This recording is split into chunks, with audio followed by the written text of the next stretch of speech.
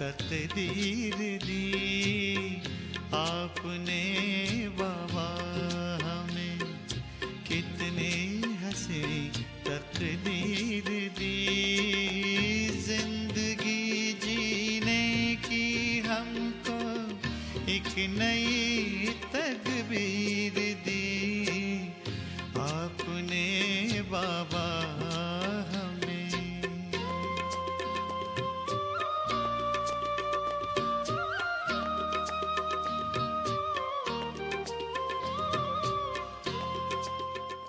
ओम शांति, ओम शांति।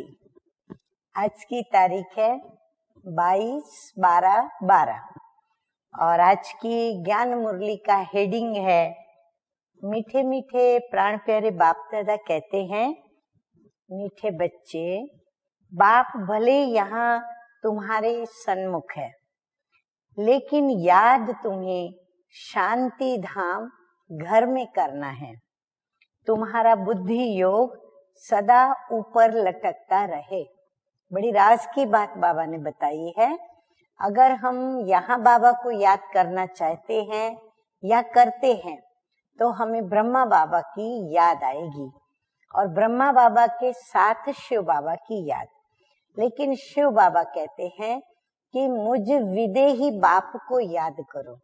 तो इसीलिए हमें सदैव यही बुद्धि में रखना है कि बाबा शांति धाम निवासी हैं, इसलिए हमें बाबा को शांति धाम अपने घर में ही याद करना है। तो बुद्धि योग सदा ऊपर लटकता रहे। प्रश्न है आज का, अहो भाग्य किन बच्चों का कहेंगे और क्यों? उत्तर है, जिन बच्चों की बुद्धि में बाप की नॉलेज आई। नंबर वार आप सब बातें सुनते जाएं और फिर स्वयं के भी भाग्य को देखते चले जाएं और स्वयं के भाग्य को सराहते जाएं। जिन बच्चों की बुद्धि में बाप की नॉलेज आई उनका है अहो भाग्य, क्योंकि ज्ञान मिलने से सदगति हो जाती है। तुम विश्व के मालिक बन जाते हो। बाकी जब तक ज्ञान नहीं है तब तक कोई शिव बाबा पर शरीर भी होम दे, माना शरीर को भी त्याग दे, लेकिन प्राप्ति सिर्फ अल्पकाल की ही होती है। बाप का वर्षा नहीं मिलता है। भक्ति में भावना के चने मिल जाते हैं। ये जो चने आते हैं ना, बुगड़े भी कहते हैं, चने आते हैं, वो चने मिल जाते हैं, लेकिन सदगति नहीं मिलती। धारणा के लिए मुख्य दो बातें, घर घर को मंदिर बनाना है।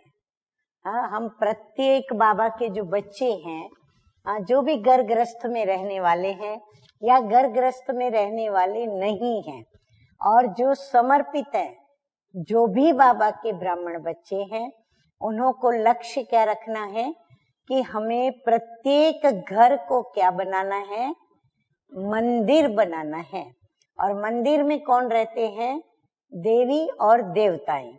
तो घर घर को मंदिर बनाना है। परिवार वालों की भी सेवा करनी है। ऊंचे ज्ञान का सिमरन कर खुशी से झोली भरनी है। जितना हम स्मृति में ज्ञान को लाएंगे उतनी हमारी खुशियों से झोली भरती जाएगी, क्योंकि ज्ञान है रत्न, हीरे मोती माणिक।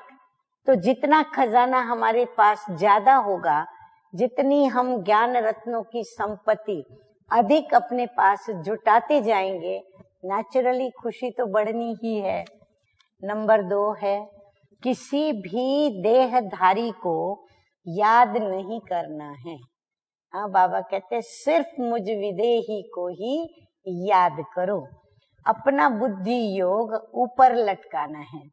सुहावने संगम युग पर जीते जी पारलौकिक बाप का बनना है। वरदान है, अल्प काल के सहारे के किनारों को छोड़।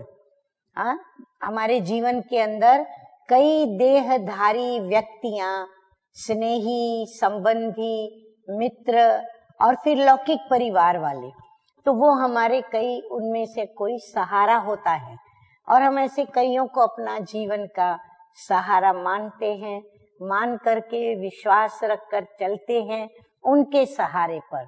तो वो जैसे हो गए हमें किनारे पे ले जाने वाले।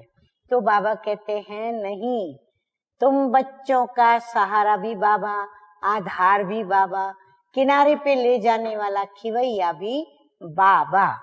तो इसीलिए बाबा कहते हैं अल्पकाल के सहारे के किनारों को छोड़ बाप को सहारा बनाने वाले यथार्थ पुरुषार्थी भव।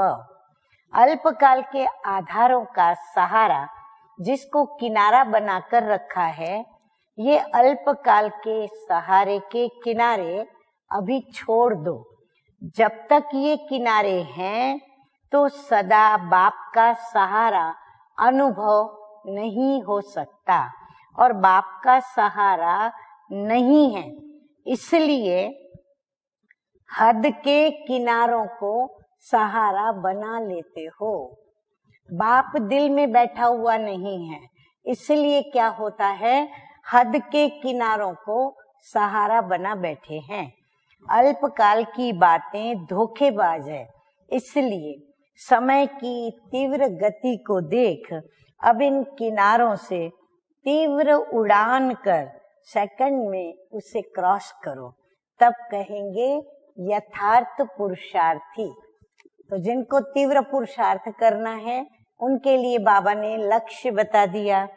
स्लोगन है आज का, कर्म और योग का बैलेंस रखना ही सफल कर्म योगी बनना है।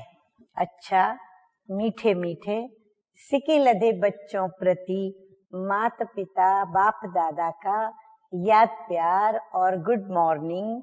रूहानी बाप की रूहानी बच्चों को नमस्ते।